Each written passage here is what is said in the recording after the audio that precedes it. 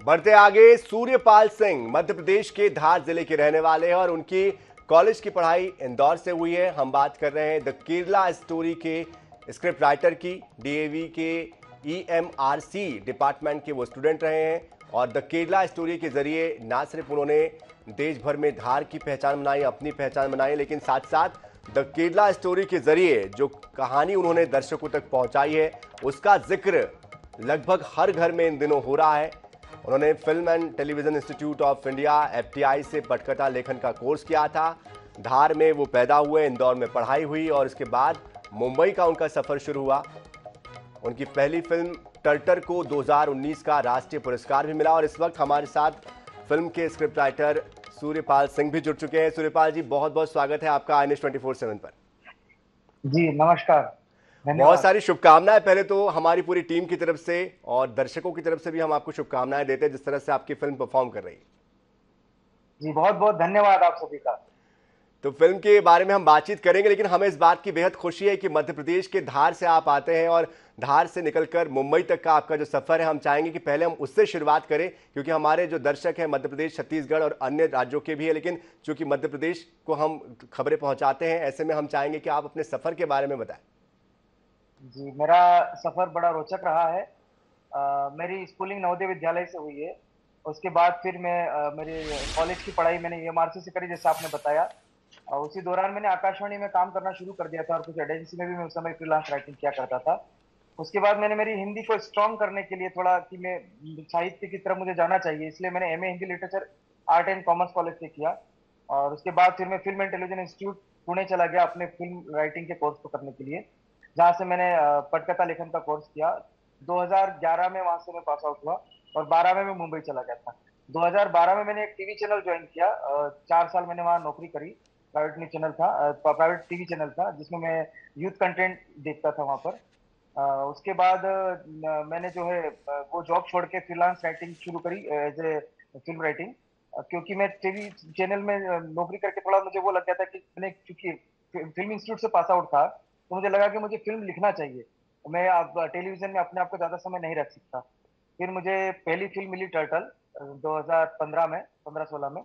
और मैंने उसके संवाद लिखे और ये मेरा लक्ष्य है कि उस फिल्म को 2019 का बेस्ट राजस्थानी फिल्म का अवार्ड मिला।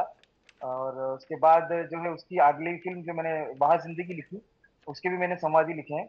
ये दो फिल्मों ने मुझे काफी प्रसिद्धि दी। उसके बाद जो है मेरे डायरेक्टर सुदीप्तो सेन सर से मेरी मुलाकात हुई। वो एक प्रोजेक्ट में मुझे उन्होंने इन किया था और इसी प्रोजेक्ट को करते करते उन्हें मेरे ट्रस्ट हुआ तो उन्होंने ये वाला विषय मेरे सामने रखा कि क्या हमें आप मेरे साथ इस वाली स्टोरी पर काम करना चाहोगे, केरल वाली।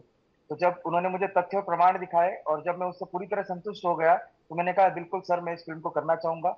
और पिछले 3 साल पहले मतलब आज से जो है मैं इस प्रोजेक्ट में इन हुआ और 2 साल मैंने स्क्रिप्ट पे काम किया, स्क्रीन पे काम किया, डायलॉग पे काम किया और 1 साल शूटिंग में लगा और इस तरह जो है केरला स्टोरी बन के आपके सामने आई। ये मेरा संक्षिप्त यात्रा रही धार से मुंबई तक। बिल्कुल, बहुत ही आपकी इंटरेस्टिंग यात्रा है और जिस तरह से आपने हार्ड वर्क किया, बहुत ही संक्षिप्त में आपने ज़रूर बताया, लेकिन इसके पीछे की जो मेहनत है वो आप बखूबी समझते हैं और जो लोग आपको जानते हैं वो भी बेहतर तरीके से समझते हैं। लेकिन द केरला स्टोरी को लेकर तमाम तरह की प्रतिक्रियाएं जब आती है तो हम देखते हैं कि कुछ लोग इसके पक्ष में दिखाई देते हैं, कुछ विपक्ष में दिखाई देते हैं, तो कुछ लोग मिक्स प्रतिक्रिया देते हैं। इस पूरी फिल्म को जब बनाया गया उस दौरान किस तरह का थॉट प्रोसेस था आपका, किस तरह से आपने जो रिसर्च किया, हम चाहेंगे थोड़ा डीपली उस पर हम बात करें क्योंकि बहुत से लोगों ने इसको लेकर अपना अपना एक एनालिसिस किया है। आप बतौर राइटर, बतौर पटकथा लेखक कैसे इसके स्टोरी तक पहुंचे? जी देखिए, इसकी जो स्टोरी राइटर है वो मेरी फिल्म के डायरेक्टर हैं सुदीप्तो सेन सर। पूरा रिसर्च वर्क से लेके जो फिल्म का पूरा जो उन्होंने जितना भी कंटेंट है वो उन्हीं का दिया हुआ कंटेंट है, क्योंकि उन्होंने खुद फील्ड में 6 से 7 साल इस प्रोजेक्ट पर लगाए। उन्होंने काफी जो विक्टिम्स है उनके इंटरव्यूज और जो उनसे मिलकर आए हैं, बकायदा जो पीड़ित परिवार है उनके साथ उन्होंने समय बिताया, उनके साक्षात्कार लिए, यहाँ तक कि सारे एविडेंस जुगा उन्होंने इकट्ठा करे जो तथ्य प्रमाणित करते थे इन सारी चीजों को। और रिस्क अपनी रिस्क पे काम किया अपने, क्योंकि वो सब निकालना इतना मुश्किल नहीं था। 5 साल 6 साल की रिसर्च के बाद उन्होंने एक डॉक्यूमेंट्री भी इस पर बनाई थी।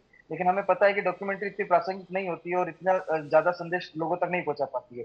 इसी बीच हमारे डायरेक्टर को जो है वो वाली घटना जब आई थी जब अफगानिस्तान में तालिबान जो है वो अपनी हुकूमत कर रहा था और फिर और जो अमेरिका वहां से चला गया था।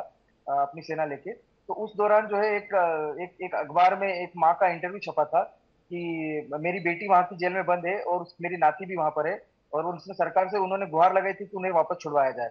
जब ये विषय जब मेरे डायरेक्टर को सुनने में आया, तो वो फिर उनकी आत्मा झकझोरी कि जिस विषय पर मैंने इतने साल काम किया, जिस विषय पर मैंने इतना शोध किया, आज आज भी वो विषय प्रासंगिक है और आज भी वो माँ उसी तरह से वेदना में तड़प रही है। तो उन्होंने ये विषय रखा कि क्यों ना इस पे फिल्म बनाई जाए।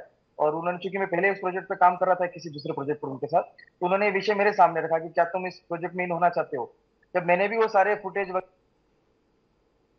तो उन पीड़ित लोगों का दर्द सहा नहीं गया, और मुझे लगा कि नहीं, ये विषय इतना मार्मिक है कि इसको जनता के सामने आना चाहिए, इस पर एक फिल्म बनना चाहिए। और फिर मैं इस प्रोजेक्ट में हो गया सर। बिल्कुल, लेकिन सूर्यपाल जी, क्या सिर्फ केरला में ही ये स्थितियां हैं या आपको लगता है कि देश के अन्य राज्यों में भी इस तरह से बहुत से लोग प्रभावित हैं और वहां पर भी इस तरह से द केरला स्टोरी एक हिडन एजेंडे के तौर पर कहीं ना कहीं चल रही है, वहां पर भी कुछ स्थितियां ऐसी हैं? जो जो जी जो केरल स्टोरी हम कह रहे, जिसमें जो फिल्म में बताया गया है कि जो रेडिकल इस्लाम में फंस के जो टेररिस्ट ऑर्गेनाइजेशन चलाने वाले या उससे प्रभावित जो कुछ संगठन है, वो लोग यहाँ से बहला फुसला के या जो धर्म परिवर्तित करके कुछ लड़कियों को सीरिया ले गए, ये बात सच है। पर ये सिर्फ केरल में हुआ है। अधिकतर जो उनको अच्छा उपजाऊ फर्टाइल लैंड जो मिला अपने पांव पसारने को आईएसआईएस को, वो केरल ज्यादा टारगेटिंग रहा उनके लिए, तो वहां से सबसे ज्यादा गया। लेकिन जो फेक कन्वर्जन होते हैं, जो बेला फुसला कर कन्वर्जन किए जाते हैं, या फिर जो एक आतंकी मानसिकता पैदा करने वाले जो कन्वर्जन होते हैं, वो केरल के बाहर भी होते हैं, लेकिन वो इतने बिल्कुल, क्योंकि रजिस्टर्ड। मैं जब रिसर्च कर रहा था इस फिल्म के बारे में, जब मैं थोड़ा पढ़ रहा था तो मुझे जानकारी मिली कि महाराष्ट्र, कर्नाटक, तेलंगाना से ज्यादातर लोग जो है उनको इस तरह से वहां पर ले जाया गया है। अधिकतर जो आंकड़ा है वो इनका बताया गया है।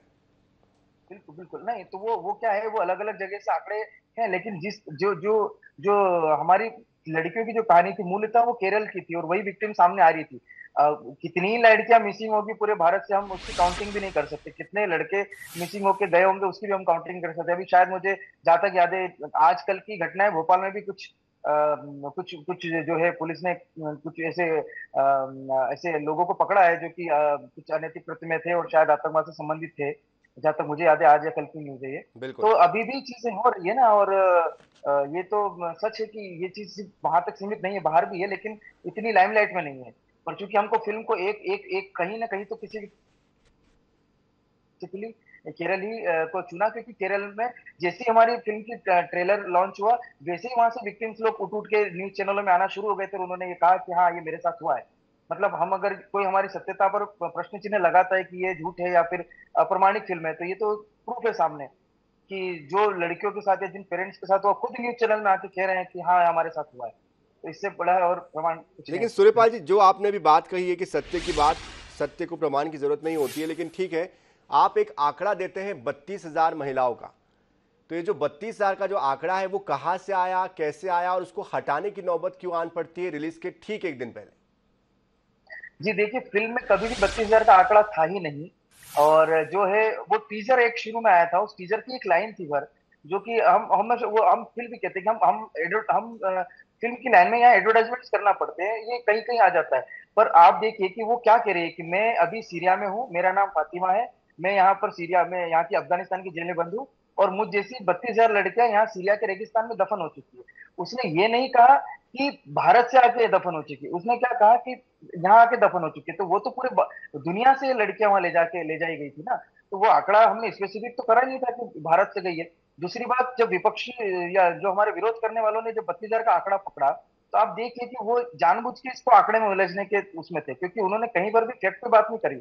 ना उन्होंने ये कहा कि ये जो एक्सट्रीम टेररिज्म है वो केरल में नहीं है। ना उन्होंने ये कहा कि आईएसआईएस ने वहां पैर नहीं पसारे। ना उन्होंने ये कहा कि नहीं, आप झूठ बोल रहे हो, यहाँ से कोई लड़की गई नहीं। ये सब तो क्योंकि उनको पता था ये फेक है, ये हुआ है। लेकिन आंकड़ों में आके उलझा देंगे तो शायद ये फिल्म रिलीज नहीं होगी, इसलिए लेकिन वो सवाल बार इसलिए मैं बार। पूछ रहा हूं आपसे सूर्यपाल जी, क्योंकि उसको हटाया जो गया है और उसके बाद सिर्फ 3 लड़कियों की या 4 लड़कियों की जो कहानी है उसको मेंशन किया गया है, तो ये हटाने की जरूरत क्यों पड़ रही? क्या ये दबाव की वजह से आप लोगों ने हटाया? कोई आपके ऊपर लीगल तरीके का कोई किसी ने नोटिस भेजा? क्या इसके पीछे की वजह रही है? हमने हटाया ही नहीं। देखिए, अगर कोई चीज उसमें डाली भी गई है और उसको हटाना भी हुआ, तो आप खुद भी मीडिया से हैं, आप जानते हैं कि एडिटिंग कितना कठिन काम होता है। तो अगर उसको हम सेंसर बोर्ड से उसको पास करवाना, ये सब कुछ चीजें होती है। तो एक दिन या 2 दिन की प्रोसेस नहीं होती ना। अगर हम उसको हटाते भी तो हमको महीना भर लग जाता है उसको हटा के और वापस से पूरा री एडिट करके साउंड की मिक्स करके फिर से उसकी एक कॉपी निकालने में। तो ये तो सब कहने की बात है, हमारे इसमें थी नहीं, इसलिए हटाने की जरूरत ही नहीं पड़ी।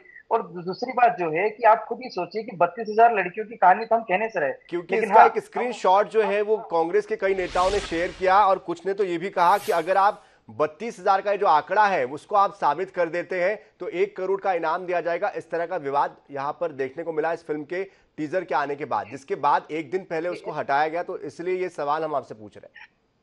जी, संभव एक दिन में हो ही नहीं सकता कि एक दिन में हटाया जाए। आप कुछ सोचिए, फिल्म से एडिट करके उसको दोबारा हटा के उसको रिलीज करना और उसकी इतनी प्रिंट निकालना, ये बड़ा असंभव काम है। आप देखिए कि जिस प्रतिबंधित संगठन के कुछ युवा संगठन वालों ने ये जो मैसेज निकाला था, उसके एवज में किसी ने 10 करोड़ का इनाम भी रखा कि आप प्रमाणित कर दे कि गलत नहीं है तो आपको 10 करोड़ का इनाम दिया जाएगा। तो ये तो ट्वीट टू ट्वीट चलिए, तो की कुल मिलाकर कंपटीशन इसको लेकर जो है तरह तरह की बातें हो रही है, लेकिन आपके आने वाले जो फ्यूचर प्रोजेक्ट्स हैं उसके लिए हम आपको शुभकामनाएं देते हैं कि आप भविष्य में धार, मध्य प्रदेश और देश का नाम रोशन करें और बेहतरीन फिल्में आप और भी लेकर आए, जिससे कि लोगों के बीच सोचने विचारने के लिए एक नई दिशा तय हो। क्योंकि कहा जाता है कि फिल्में समाज का आईना होती हैं, विचार अपने अलग अलग हो सकते हैं, लोगों को इसको परसेप्शन अलग अलग हो सकता है, कैसे उन्हें देखना है वो उन पर हम छोड़ते हैं। बहुत बहुत शुक्रिया हमारे साथ जुड़ने के लिए।